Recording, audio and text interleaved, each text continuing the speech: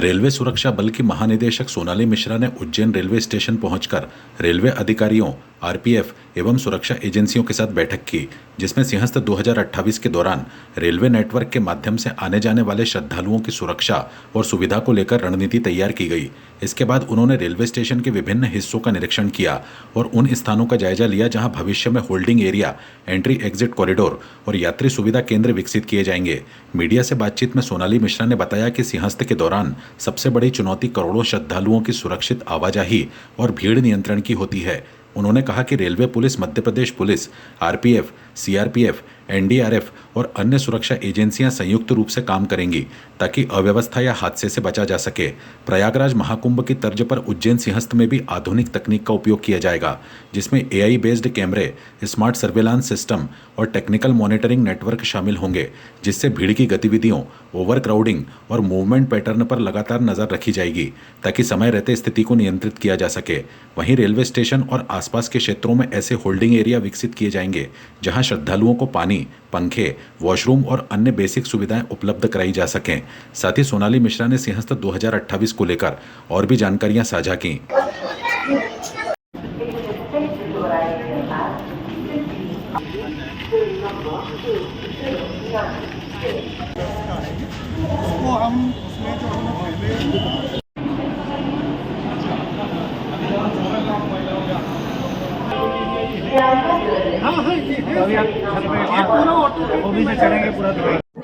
पूरी हमारे रेलवे के सब विभिन्न विभागों के साथ समन्वय करके, साथ में तो है जीआरपी, सिविल पुलिस और दूसरे भी हमको आर्म फोर्सेस से भी कुछ मदद मिलती है। सब साथ मिलकर इसकी व्यवस्था करते हैं।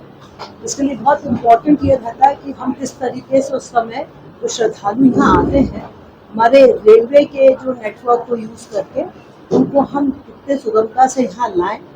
उनको यहाँ से बाहर निकालें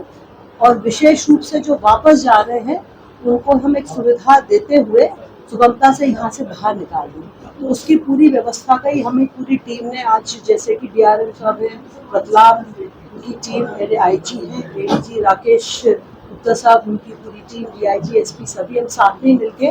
पूरे जो जितने भी उज्जैन को छोड़ के जो आसपास के भी जो हमारे स्टेशन डेवलप हो रहे हैं उनका सब हम लोगों ने जाके काम देखा। किस तरीके से उस समय जो है मूवमेंट होगा, कहाँ पे हम लोग होल्डिंग एरिया बनाएंगे, किस तरीके से उनकी एंट्री होगी, एग्जिट होगी, उनको जहाँ पे होल्डिंग एरिया बनेगा वहाँ पे जो हमको बेसिक सुविधाएं देनी है, जैसे पानी की, पंखे की, वॉशरूम्स की, इलेक्ट्रिसिटी की, वो सब व्यवस्थाएं अंदर कैसी रहेंगी, उस पर हमारी विस्तृत चर्चा हुई और उसके प्रेजेंटेशंस भी देखे और फिर ग्राउंड में जाके भी सब लोग ने जाके उसको देखा। देखिए सिंहस्थ में तो जो है मैक्सिमम फोर्स लगता है, जैसे अभी हमने हमारे प्रयागराज में भी सिर्फ आरपीएफ का भी जो है कम से कम 5,500 का बल लगा था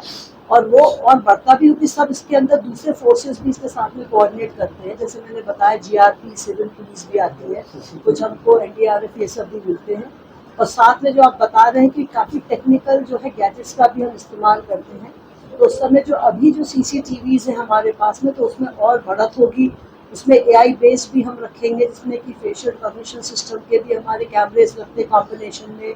PTZ कैमरे लगेंगे, बॉडी वर्न कैमरेज भी हम लोग मोबाइल, हमारे जो स्टाफ होता है उनके साथ उनका भी प्रयोग होगा। साथ में हमारे जो है हम लोग ड्रोन से भी इस बार एरियल भी हम सर्वेलेंस उसको भी करेंगे। जी, हम इसको वही मैं बता रही थी आपको कि जब ट्रेन से आते हैं तो उनको हम किस तरीके से बाहर निकालेंगे। यूनिट डायरेक्शनल मूवमेंट हमेशा रखता है, एक्सेस कंट्रोल रहता है। तो एक तो वो रहता है कि जिससे वो यहाँ से सुगमता से बाहर निकल जाए। दूसरा एक पहलू होता है कि जो यहाँ से बाहर उज्जैन से या आसपास में जो हमारे नए डेवलप हो रहे हैं स्टेशन कुछ यूज भी हो रहे हैं, उनसे हम किस तरीके से जो हमारे श्रद्धालु उनको बाहर निकालें। तो हम इसलिए होल्डिंग एरिया कंसेप्ट होता है कि जहाँ पे जो आ जाए वो अपनी टिकट लें। जो हमारे नॉन रिजर्व पैसेंजर्स होते हैं उनके लिए फिर हम उनको एक स्थान देते हैं जिसको हम होल्डिंग एरिया बोलते हैं, जहाँ पे हम उनको बेसिक जो व्यवस्था जो मैं बता रही थी कि उनको ड्रिंकिंग वाटर, इलेक्ट्रिसिटी, वॉशरूम्स, अंदर कुछ छोटे स्टॉल्स भी, कि वो वहाँ पे थोड़ी देर रुक सके और जैसे हमारी ट्रेनें लगती रहे वैसे उनको हम तरीके से ले जाए और उनको ट्रेन में बैठा के यहाँ से रवाना कर सके। तो इस तरह से हमारा पूरा जो है उसका मैनेजमेंट पूरा क्राउड का मूवमेंट में होगा और ये अकेले नहीं हो सकता। इसमें हम लोग जब काम करते हैं तो साथ में जो है जब हमारे यहाँ कंट्रोल रूम बनता है तो उसके अंदर रेलवे के कंट्रोल रूम में सब स्टेक होल्डर्स होते हैं, सिविल अथॉरिटीज होती हैं, पुलिस के रहते हैं, साथ में रेलवे के विभिन्न विभागों के भी साथ में बैठते हैं। तो जितनी हमारी फीड होती है वो सब सिविल जो इंटीग्रेटेड कंट्रोल रूम जो यहाँ उज्जैन में बनेगा उसमें जाती है, उनके यहाँ की इंटीग्रेटेड कंट्रोल रूम की हमारे पास में यहाँ पे फीड आती है, जिसमें कि हम कितना मूवमेंट हो रहा है रेलवे सिस्टम की तरफ, जिस भी स्टेशन पे हो रहा है वो सब से मॉनिटर करके ही एक कोऑर्डिनेटेड वे में पूरा मूवमेंट होता है। और ये सिर्फ उज्जैन और उसके आसपास नहीं, हम पूरा स्टेट वाइड करते हैं। और जैसी आवश्यकता पड़ती है तो जैसे रेलवे नेटवर्क आप जानते हैं पूरे देश भर में है, तो उसका जो कंट्रोल मैनेजमेंट हम दूसरे स्टेट्स दूसरे जोन के